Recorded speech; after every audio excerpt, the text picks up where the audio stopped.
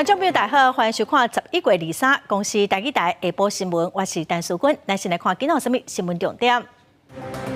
明仔载是总统大选登记的最后一天，下晡侯友宜佮郭文哲过台面要抢见面，也毋过地点佮超袂平。去年伫台南、台西两个警察的倒翻林信吴，台南地方法院审理当晚今仔宣判林信吴死刑，褫夺公权终身。新北果菜运销公司传出几个拍卖员收乌钱，新北地检署昨天开调查，有一个拍卖股的股长以5万块交保。新闻开始来看，去年伫台南、台西两个警察倒翻林信吴，检方求处死刑。台南地方法院审理当晚今仔一审宣判林信吴死刑，褫夺公权终身，专案写档佮上诉。谢谢大家还记得敏成跟瑞姐。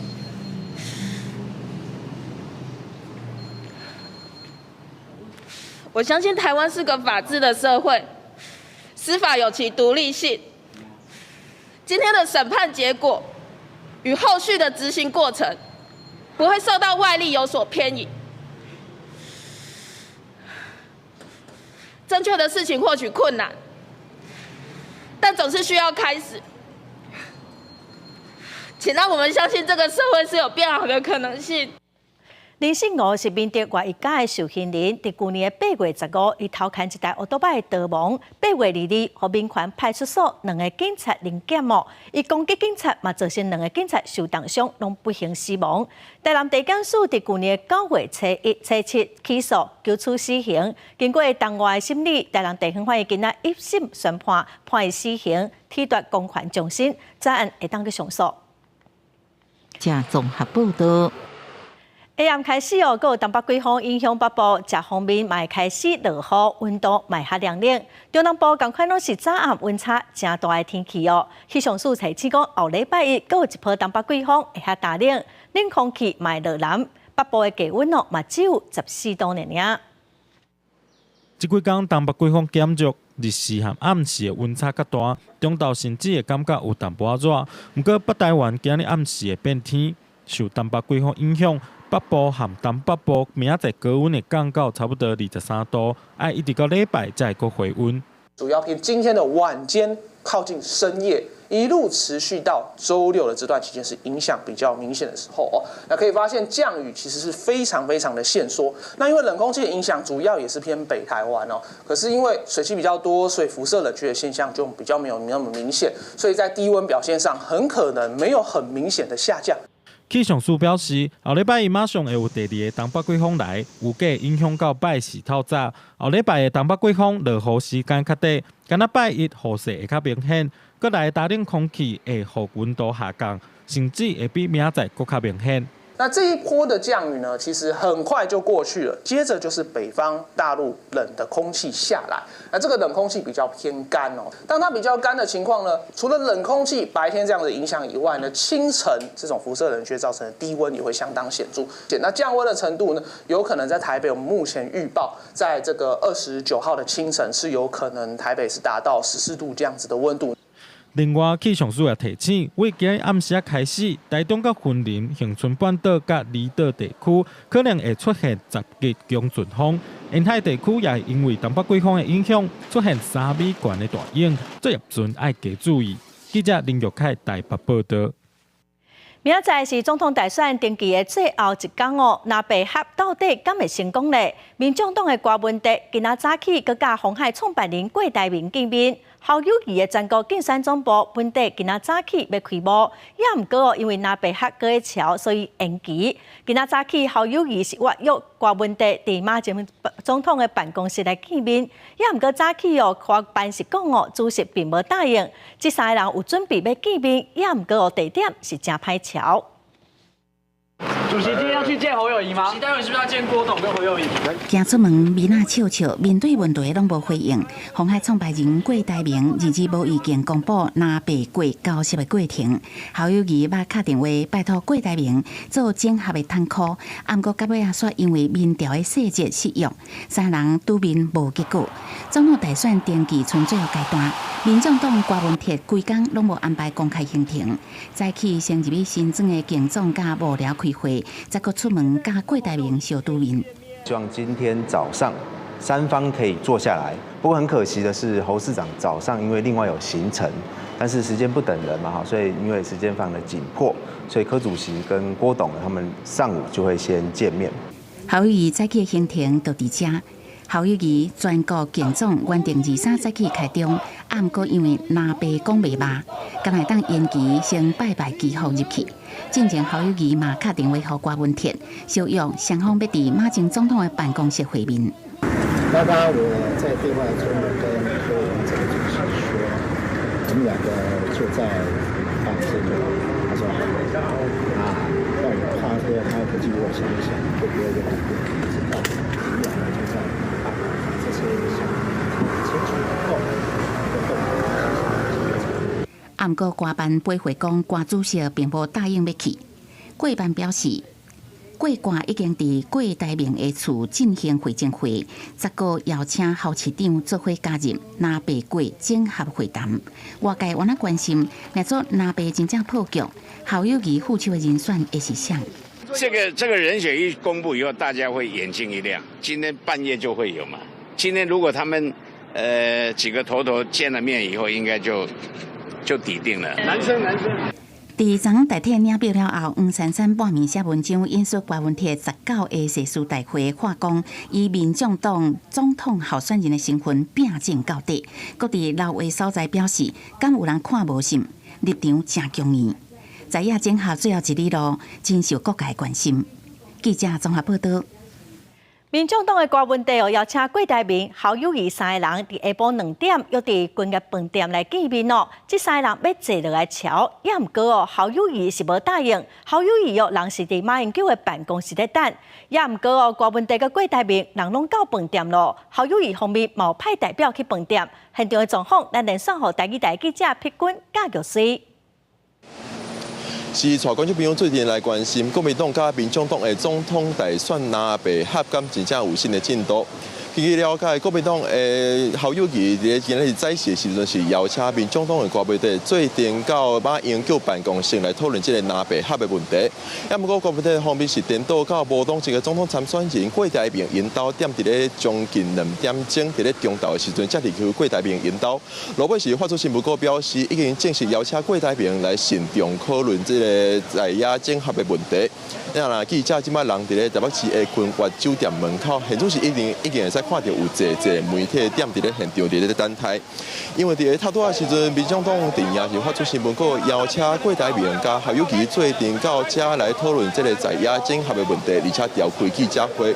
伫咧头拄的时阵2点外的时阵，郭台铭是已经到现场咯，也毋过国民党的方面是无正式答应讲会到君悦酒店，甲人讲讨论在野整合可能伫咧马英九办公室会较适合。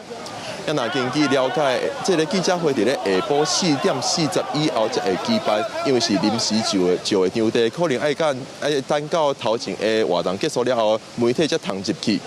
以上是公司台记者伫咧现场的连续报道。有上新的消息，阮会随时为大家来报道。咱个来看民进党的总统参选人赖清德今仔去台南陪立委做会登记，嘛话讲国会要过半。早起副总统的参选人萧美琴嘛甲国际媒体见面，萧美琴是强调讲，美国甲中国拢希望讲维持台海和平，民进党嘛愿意搭对话沟通对话。等到本命区台南，民进党总统参选人赖清德23早起陪6位立委参选人登记，高斗阵回帮，用电拍出全垒打，爱落实高票当选。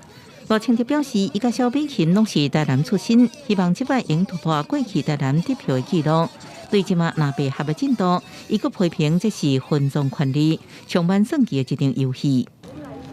这样的作为是不可能得到民众的支持，即便组合成功，对国家进步也没有任何帮助。我们有信心也有决心，可以带领台湾在波涛汹涌的局势当中稳健的前进。民进党一个副选造势，副总统参选人萧美琴登记了后，第一摆出来甲记者临茶，国际媒体也拢出动，包含美国、日本等差不多60间拢来采访，关注萧美琴参选了的外交政策甲两岸局势。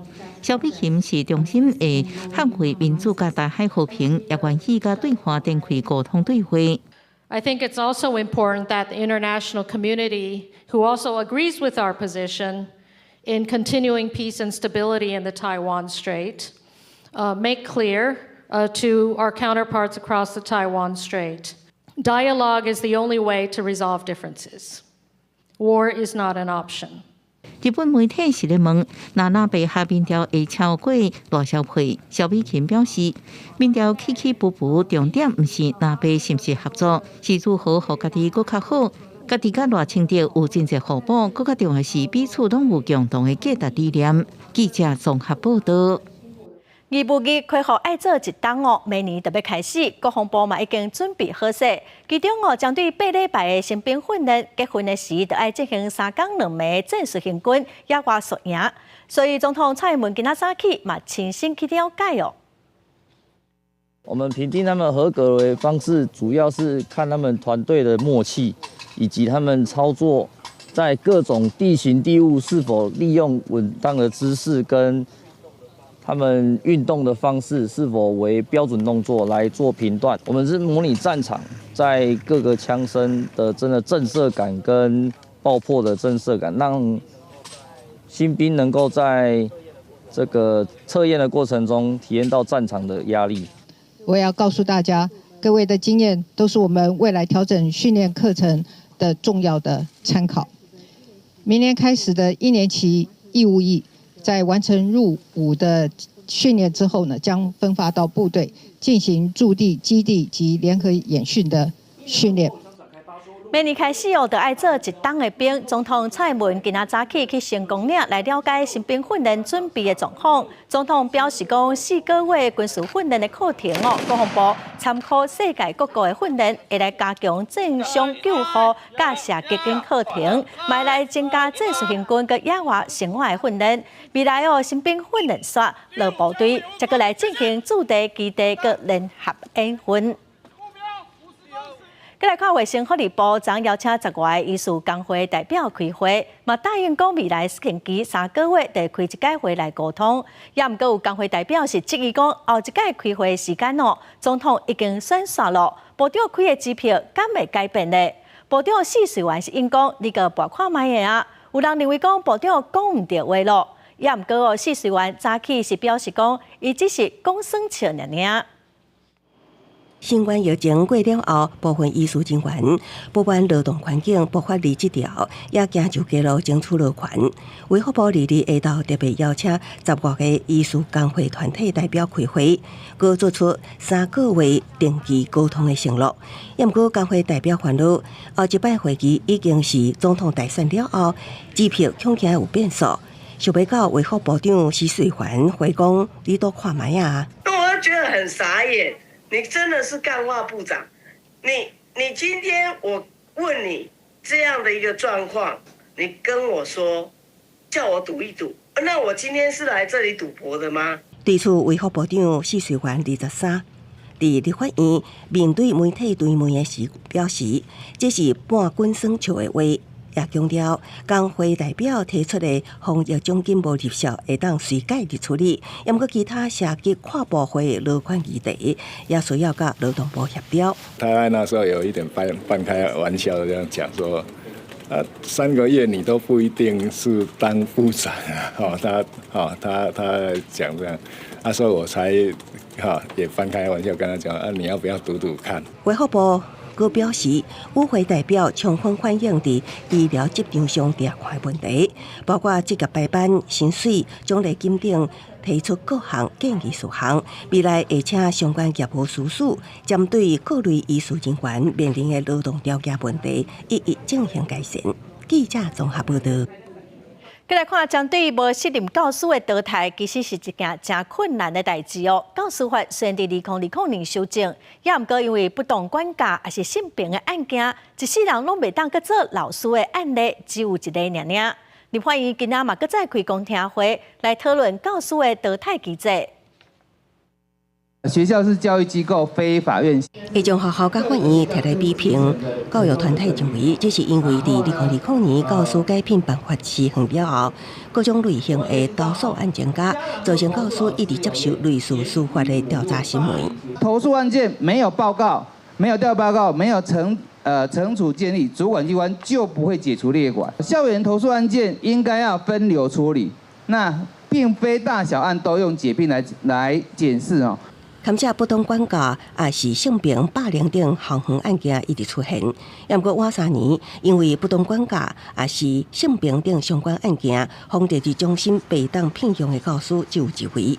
明法院教委会召开无责任教师处理的公听会，教师、学生家长等团体拢有无同的见解。其实家长是投诉无门的哈，那目前家长现在最无奈的就是学校的吃案，干脆把成立一个专责机构，全部来处理不适任教师这一块。请各位家长更放心啦，现在不会投诉无门，现在反而是投诉太多，造成校长办学很大的困扰，校园事件非常多。那很多老师其实不愿意担任行政。所以大家常常听到行政大逃亡这个问题。如果每一年都处理不完的个案，那就是体制上的问题。我们支持现在目前教育部的主张，校事会议的调查委员呢全部外聘。原本建议政府要建构具体的教师专业伦理规范，搁有明确的纪律措施。违法不当行为应该要综合判断，袂当纵放累犯。教育部处长林定高回应，在教师改聘办法草案中，会简化调查的管道，对好好调查也是事实有重大欠点，主管机关也会当家己组成调查小组，也是要求好好重新调查。记者综合报道。台铁局明年要公司化，台铁产业工会是表示讲，明年的顶半年大约有1300个人会退休。虽然有新人也毋过伊是真烦恼，讲明年的过年也是清明的交通会有影响。工会呼吁台铁就应该爱提出办法，甲人才留落来。台铁局是表示讲，因有在拍拼，逐礼拜嘛拢会开会来检讨，未来嘛来增加部分临时的骹手，做一寡技术性合格的工课。台铁局进入公司化，伊共有1300个员工优退也是利退。台铁提出6项人力人选填补，也甲调整措施来应用。不过台铁3天再去召开记者会讲，这6项应用措施根本都未付齐。台铁局内部就存在这种差别待遇，司机拿3000，其他工种的员工拿2000。那请问我们其他工种作何感想？我们要留吗？我们当然走人啊！1月开始找卡的话，最快也要到6月才可以补入这个现场的人力。那台铁的人力攸关运输安全，请交通部跟台铁局尽速提出人力补充的计划。台铁3天表示，虽然台铁局目前精聘部分公司人员，不过帮助无大。另外，台铁局所加开的训练班别，会优先补助司机等关键人力，不过除非专换职位，若无就算训练得到牌照，也未有另外的证照津贴。呼吁台铁爱脱离师徒制，改做证照制度，应该创造诱因，才会当吸引员工报名进修。对于证照也甲留才津贴加钱，台铁局并无正面回应。外界是烦恼台铁局有离退人数会1000多人，恐惊出现人才中断，影响春节疏运。台铁局伊是安尼讲：所有同仁我们都全力的劝留未留，每周开检讨会，如果还有这样的一个人力的一个立即性的缺口，我们也会透过营运人员的补充，把它做一个这个及时性的补充。交通部长王国材在去立法院回应，台铁已经有各种因应措施，确保明年的春节疏运无问题，应该未受到公司化影响。不过重点也是爱先做好行车安全，提升营运的绩效，才会当互台铁走入正向循环。记者综合报道。行政议会今仔决定讲，公私立大学宿舍的补贴方案，一学期要补贴5000块，落实的学生会当补贴7000块，一共有275000个大学生受惠，明年2月就开始。明年2月起，教育部将扩大补助的范围，补助每名学生每学期5000元与入住学校宿宿的学生，低收入或中低收入家庭则补助额度以每学期7000元为原则。学生是只要去缴交扣除掉补助的差额就可以。学校这个部分也会统计校内的一个住宿情形之后，再以多退少补的方式跟部里面来请管。行政院伫6月时阵宣布讲，租金补贴2.0的政策要放入申请的年纪到18岁所以学生税厝买当来申请。行政院强调讲，住伫校内外拢会当补助，望讲会当来减轻学生囡仔的负担哦。未来由学校统一来申请，学生是唔免家己去申请。明年2月特别过年咯，餐厅饭店拢开放主文围炉。消基会调查发现讲，有超过6成的业者哦是违反定期化的契约，定金收超过总价2成。差不多搁2个月半就要过年了，即马侪侪民众较爱伫外口食，安尼就免为着围炉菜色伤脑筋。真侪餐厅饭店已经会当开始主办过年定位，不过定金爱偌济才合理咧，民众的想法拢无共款。2成都一般我都不会去订啊。无故临时被取消，对餐厅也很不公平。所以我觉得如果有诚意去用餐的话，其实我不介意他先收。消基会办事公布调查25间业者，申请定位定金的收费金额，发现有超过6成的业者违反定期化契约，定金收超过总价收的20%，都包括有封条百货、个人会等等，也有3成6定金收100%，包括台北喜来登、盐上海、含青青红茶庄园餐厅，甚至更有收超过100%的，就是台南大饭店含小福利嫌火锅。消基会呼吁民众在定位的时，都要甲定金的算法含退钱的规定问好清楚，权益才袂受损。很多是100%的这样的一个定金，那到我们今年的除夕2月履约的时候，如果这个餐厅发生了倒闭，或者是发生了一些财务状况的话，那消费者不止在除夕那天可能吃不到哦，甚至连可不可以退费哦，这部分可能他的保障都没有。所以我们希望主管机关应该马上就违规的业者呢，马上依照《消费者保护法》第56条之1的规定通知改善。再不改善的话呢，那根据56条之1呢，可以处3万到30万。那再不改善的话，可以处5万到50万的这样的一个罚款。消基会指出，今年违规的情形非常严重，侪侪知名业者收费的计数含规则，这违规事实拢清清楚楚写伫各大饭店、餐厅的网页。消基会呼吁主管机关、卫福部和地方政府，应该爱赶紧通知改善开发，保障民众的权益。记者卢尚如、郑俊佑台北报道。来看位伫桃园甲新竹各界的福兴溪哦，有民众反映讲，最近是真臭，溪里有真侪死的鱼仔甲毛蟹。桃园市环保局嘛有去现场稽查，发现讲有可能是一间环保公司排出来废水污染到河川，会来处罚。溪流中毛蟹甲鱼仔大量死亡，也散发出真高的酸臭味，互人闻了想要吐。桃园市环保局顶日接到民众陈情，位伫桃园德关交界的福兴桥用料桥段出现黄色废水，疑似附近的工厂排放废水污染河川生态，整个影响到这个整个福兴溪的一个生态。所有的那个毛蟹啊、鱼啊，那像福寿鱼最不怕脏的那种都受不了它。桃园市环保局表示，因为地点位伫桃德交界，甲新德关环保局共同会勘，河川有淡薄黄色的废水残留，现场采样检测水质酸碱度是中性，无重金属、重甲液反应。向表面调查发现，污染源是新德关新丰乡一间种树搭喷木材可利用的环保公司。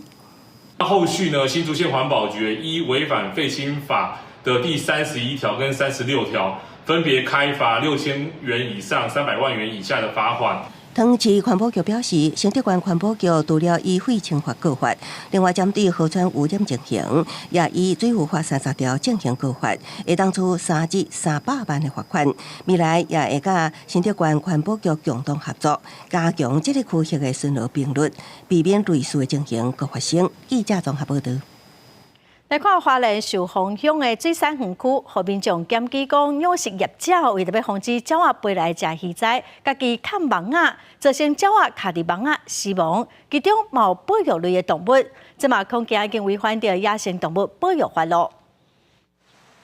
来到专门养殖黄金蚋甲台湾钓的寿丰乡水产园区，会当看到部分鱼尾仔有菜掠鸟网仔，网仔顶有一寡鸟仔因为无救援死亡真久啊，也有2级保育类的鱼鹰，互爱鸟的人看到真唔甘。有些它鸟网架设的时候，它就是没有无差别的去抓嘛，对。但有时候它其实抓到的物种，并不是会影响到它农作它的作物啊，或是一些它想要防范的一些物种啊，对。所以其实蛮可惜的。养殖业者是讲，大概买台湾钓鱼仔仔甲黄金蚋仔都爱100万，毋过鸟仔一工就会当食了，无识鸟仔网仔就会无饭食。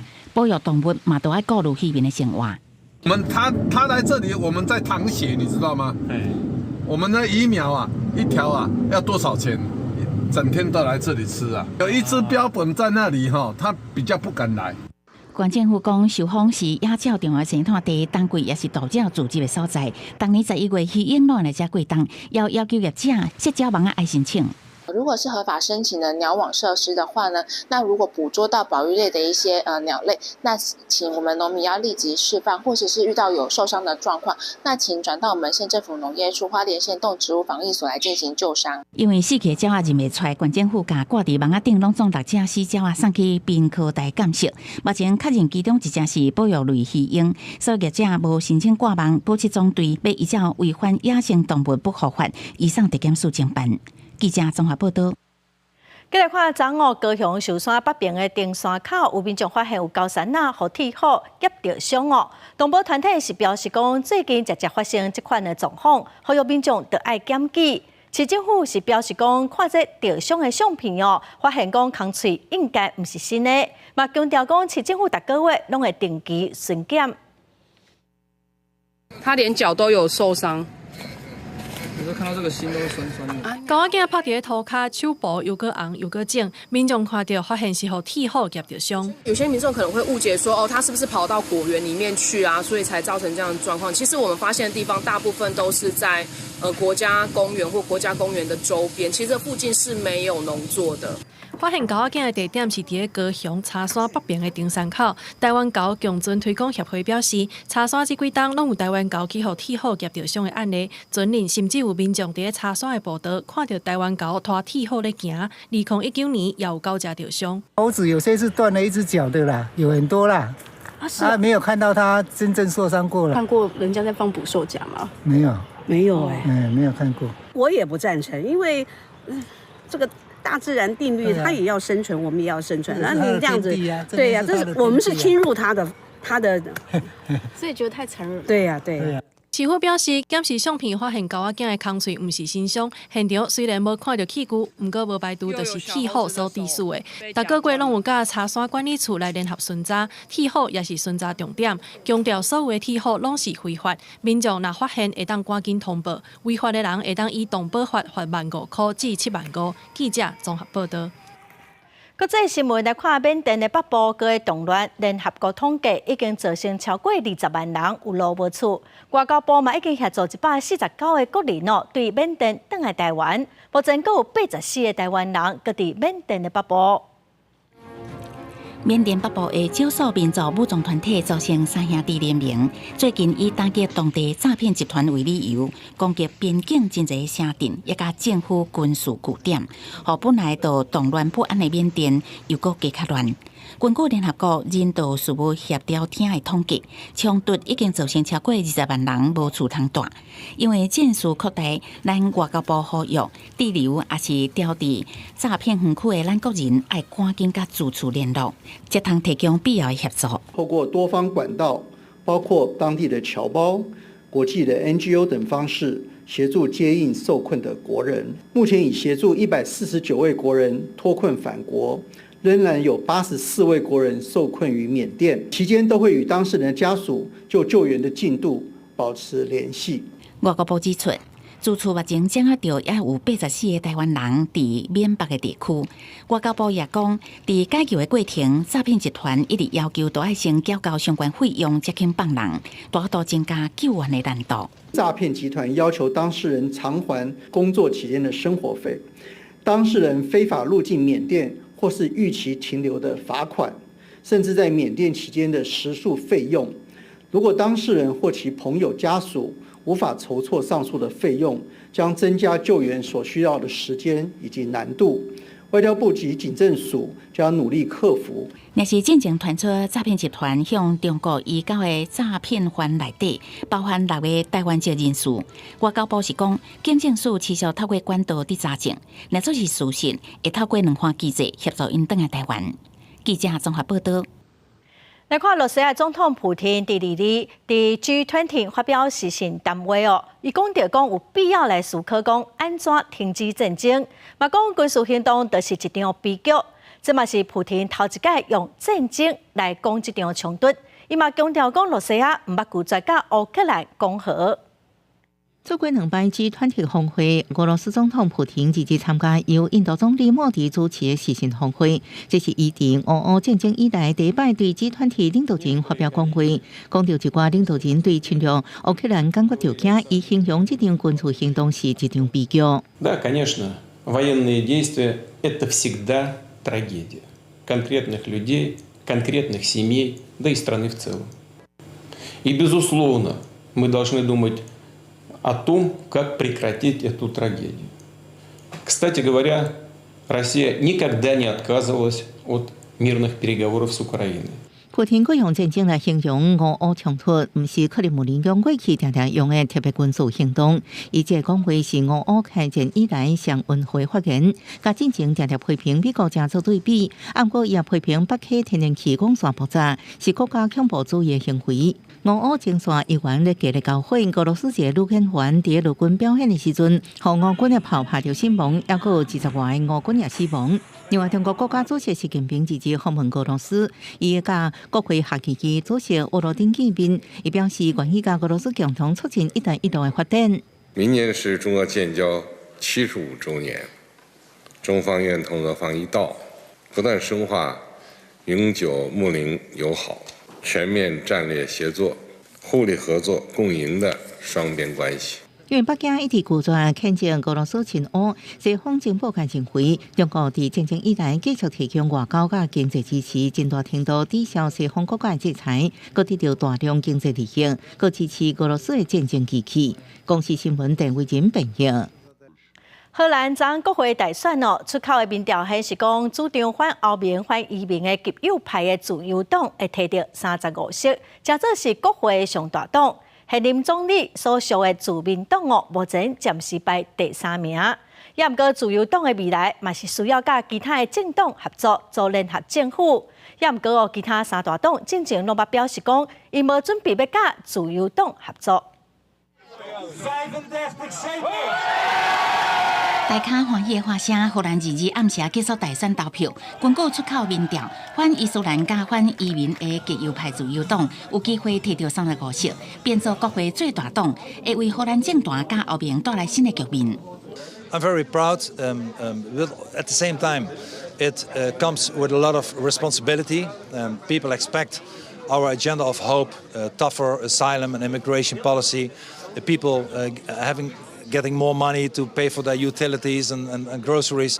60岁的自由党领导人怀尔德斯，互人叫做荷兰版的川普，连续25年担任国会议员，是荷兰目前任期上久的议员。捌讲要办理脱欧公投。今年7月，荷兰联合政府无法度伫移民政策达成共识，煞解散。怀尔德斯就利用这种的机会得到选民的支持。不过，准讲自由党得到胜利，离单独组织政府的条件也真远。一定都要寻求其他政党合作。不过，实处加拿大自由党的另外3大党已经表明未加入怀尔德斯这边。Wij zullen nooit in een coalitie stappen met een partij die Nederlanders uitsluit. But she has said already that she doesn't want to work with him as a prime minister. And my view is that he has no stature in Brussels, in Europe. 这届荷兰大选有26个政党投入战场，无特别爱倒一党的中间选民变作是多数。根据荷兰调查研究机构的统计，今年有8成民众是中间选民，也互怀尔德斯甲自由党敢若以23%的得票率，就变作国会最大党。根据荷兰的选制，各政党必须组成实处超过一半的人民，才会当成立内阁。伫这个最近这个历史，毋捌有政党单独组阁。必须要由3至4个政党合作，才有法度组成联合政府。若做怀尔德斯无法度甲其他政党组成联合政府，安尼新总理的人选会出现变数。公司新闻牛眼编译。再来看美国政府指控全球上大的加密货币交易所币安涉嫌和哈马斯跟恐怖组织透过平台来进行资金的往来。币安的执行长已经认罪嘛落台了。币安就要交出新台币1350亿的罚款。Binance has agreed to plead guilty to willfully violating the Bank Secrecy Act, knowingly failing to register as a money transmitting business, and willfully violating the International Emergency Economic Powers Act. 美国政府针对弊案进行几啊年的调查，总算有结果。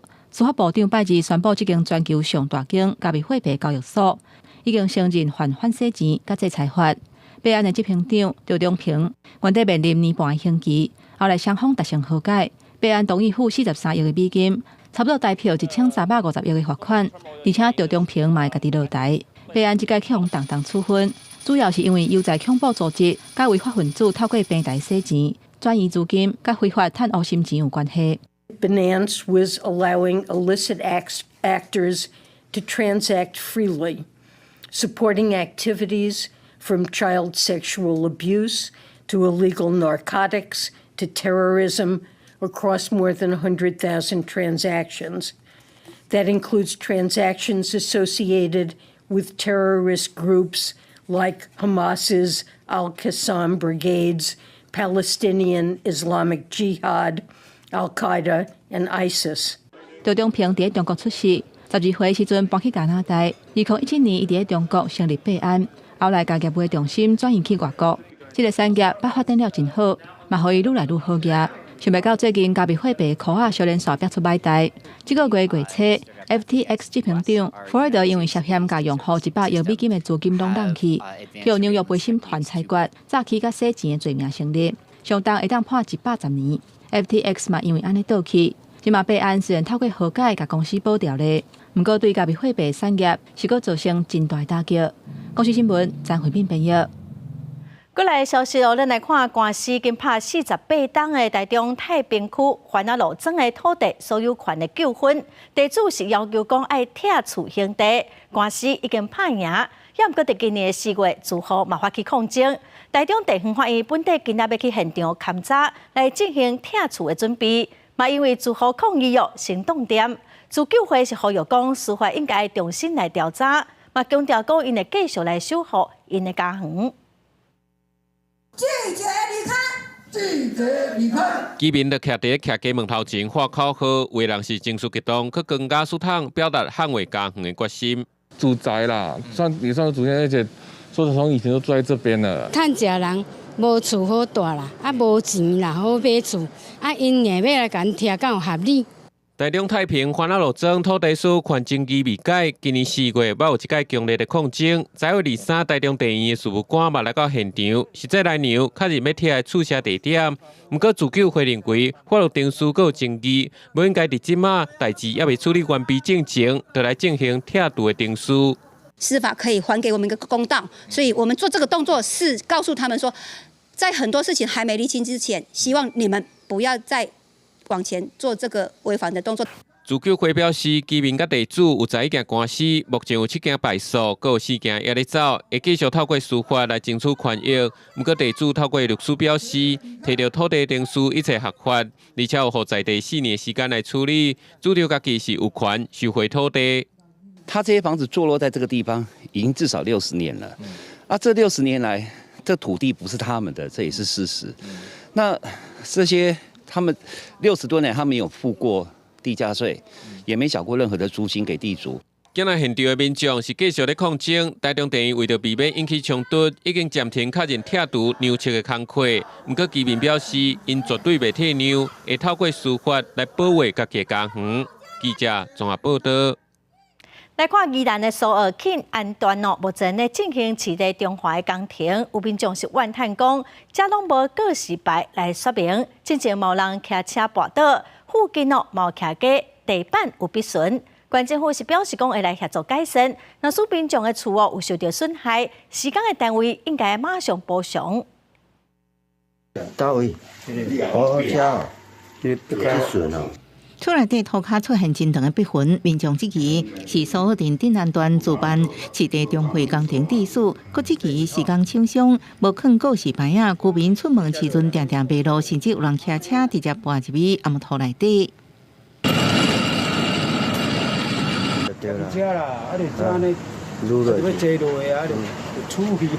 民众佫质疑中华工程包厢的工人，佫常常去居民门口口无经过同意提水，包厢知影了后，马上赶去现场甲居民沟通。你有伫遮吼，阮从化会。我是普通的小百姓尔，阮袂当安尼水安尼闹。就算包厢解说，国民依然无法度接受，因为这毋是中华工程包厢第一摆引起争议。过去多摆因为包厢时间落机乌空气，佫涉嫌违法暗时时间无预警断水断电，民怨真多。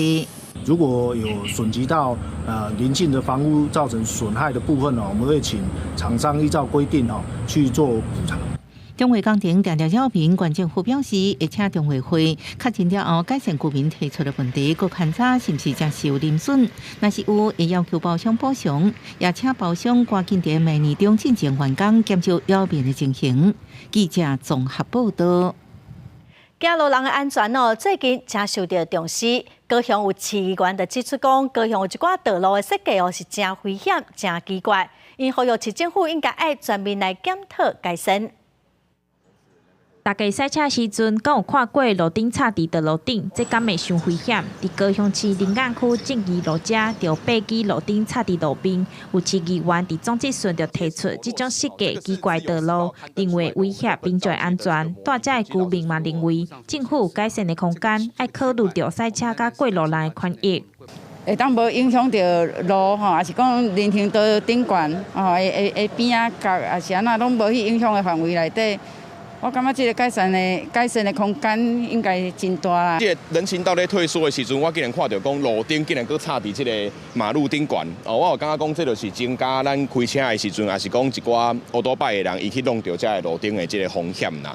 正义路这段人行道今年初才完工，议员表示，虽望道路是拓宽，不过嘛爱兼顾赛车民众的安全。干部局是回应讲，因为安尼设计是符合规定，而且路顶是设伫停车区内底，并无插伫路边，避免有机车停伫遮，影响过路人的权益。因会甲议员沟通协调，若是有必要，干部局会改善。是为了避免机车停放在人行道上阻碍通行，并考量停车需求，才将包含路灯、行道树、变电箱、停车格等设施，以停车弯形式合并成设施带。议员张朴友指出，这款奇怪设计，高雄其他地区嘛有，亲像科公馆车站附近，骑斑马线到对面，煞是一间厝顶顶。副市长林平勇表示，市府会结合干务局、交通局等等单位协调改善交通问题。记者钟义辉、邱昭勇高雄报道。来看一款欧洲品种园的夏金龟，最近台东县鹿野乡有农民种成功了。最近这款金龟卖大出，咱做伙来看卖。这个梦室内，规片菜市园开出黄色的花，花下面结出一种绿色圆形的果子。这毋是水果，是一种菜色，俗称石果。也毋过甲市面上规条的石果无同，是圆形的，真正学名叫下南果。伫国内真少看，这种圆石果比条形的石果较脆较甜。目前伫台东鹿野乡有一位青农经过1年的研究，稳定种10公顷。认知它就是跟那种长条形节瓜。其实它是相同品种，只是形状不一。像圆节瓜，它的口感就比较偏甜、脆甜。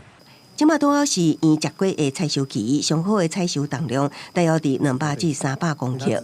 因为石果惊高温会有病虫害，国内多数拢种伫山区。也毋过鹿野乡青农伫白内用网室来种，调节适合成长的土壤温度，降低病虫害，佮配合蔬果合作社客族送去超市卖。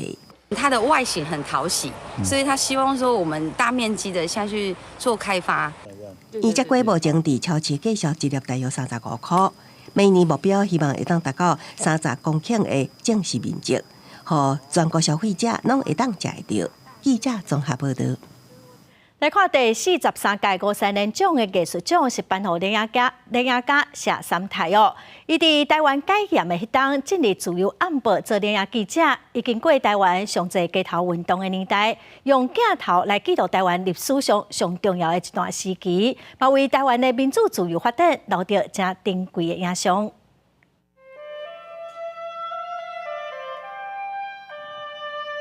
踮伫咧台北市中心的自由广场，疫情过后，已经会当看到来自各地的游客。这个看起来恬静的所在，对走过新闻的摄影家谢三太来讲，有无共的基地。我走的新闻主要是政治新闻，所以我大部分拢是伫咧这块咧啊吼，这块咧叫做博爱特区街头运动的一级战区啊。所有要请愿的，毋是立法院。啊，所有要游行的，就是来这集结，无上尾啊，就是伫这做终点，啊，无就是总统府做上尾啊一站。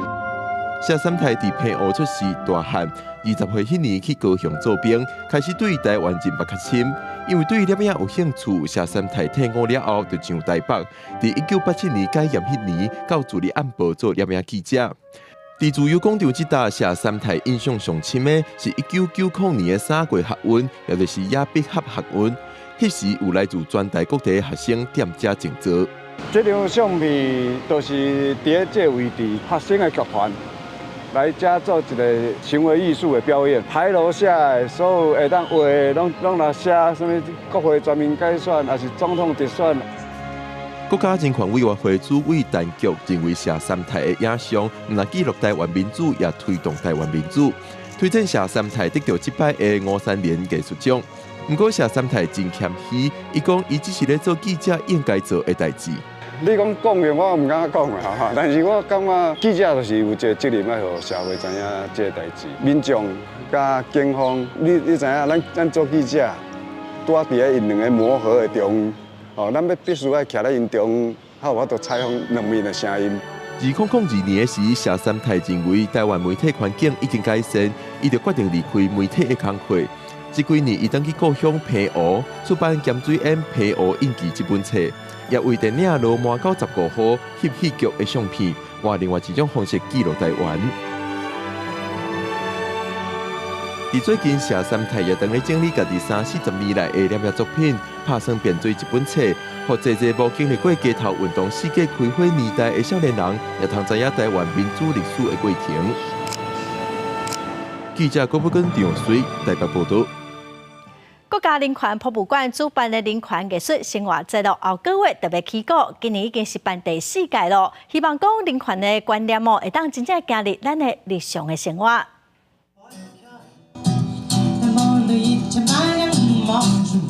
客家歌手米莎演唱客家歌来为人权艺术生活节开幕记者会开场。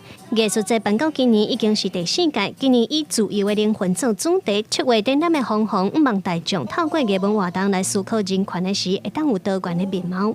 不管是白色恐怖的记忆也好啊，就是这种政治人权的追求，或者是对移工的人权，对于原住民的人权，对于无障碍的这种艺术的这种追求，那在这个人权议题上面都可以有不同层次的开发。今年艺术节有亲子剧场来自清水的囡仔，要演出白色恐怖受难者蔡坤林的生命故事，更有以陈文成命案创作的舞台剧陈文成的证明题，甚至有潘小杰和高中明的摄影展，要让大家看到台湾白色恐怖和香港抗争的相片。文化部嘛，希望透过丰富的活动，让大众了解自由人权的重要。我们希望透过艺术这样的方式来让更多人认识人权、看见人权，直到它内化成为所有人灵魂的一部分，而那一天人权才会是真正的普世价值。今年的人权艺术生活节开幕音乐会拍算办伫12月初2，活动有音乐、摄影和艺术表演等等，时间有半个月，要带领民众来认识无同款的人权议题。记者卢尚如、郑俊佑台北报道。中医师公会全国联合会早起表示讲，有一寡动症，亲像是手术了昏迷，也是讲癌症哦，中西医做伙来进行治疗，效果会如何？大部分得癌症的患者会去找西医治疗，不过中医师公会全国联合会透早举办记者会，建议民众嘛会当找中医师治疗。台北荣总传统医学部的主任景建英就表示，有一个胃癌的患者伫手术了后出现胃瘫痪的状况，通常西医师都是插管治疗，等患者豆豆恢复。不过中医师替病人针灸了后，这镜头明显就会好真多。因为刚开始西医有点半信半疑所以像这个病人，他其实胃癌开完刀以后，已经过了1个月了，这个胃清单的部分还是都没有改善。后来就是会诊我们中医以后，他大概真的不到1个礼拜开始肠胃蠕动。甲西医结合中医，增加治疗的效果。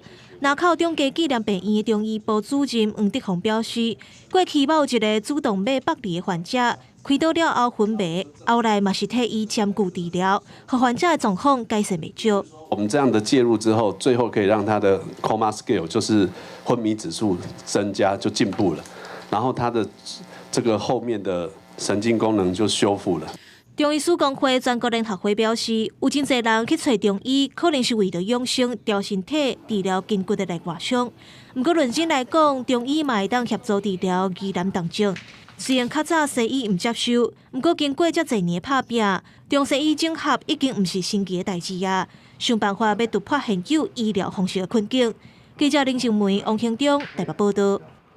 来看日本的东京昨办头一届桥本社的世界杯比赛哦，来自欧美等21个国家的参赛者，伫10个的努力，比90分钟内哦，上桥上侪本色，结果是英国队摕到冠军。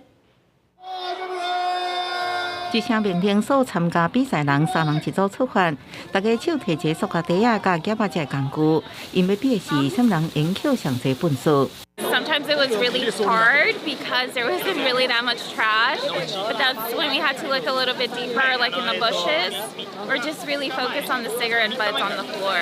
这是第一届桥本社世界杯比赛。有为英国、美国、法国、澳洲甲地主国日本等21个选手参加比赛。比赛规则是90分钟之内，看什人赢球上侪分数。参加比赛人伫东京涩谷街路，无放过任何所在，有人为树叶内底找出粉彩，有人经过拿杆扣本数，或就是到贩卖机后边挖出几啊个铁管啊、甲阿鲁米管啊。Everything we have, everything, our clothes, our buildings comes from Mother Earth, and so we really have to protect her. 日本环保团体为2008年开始举办过差不多230场桥本社比赛，目的是为鼓励民众净化公共区域。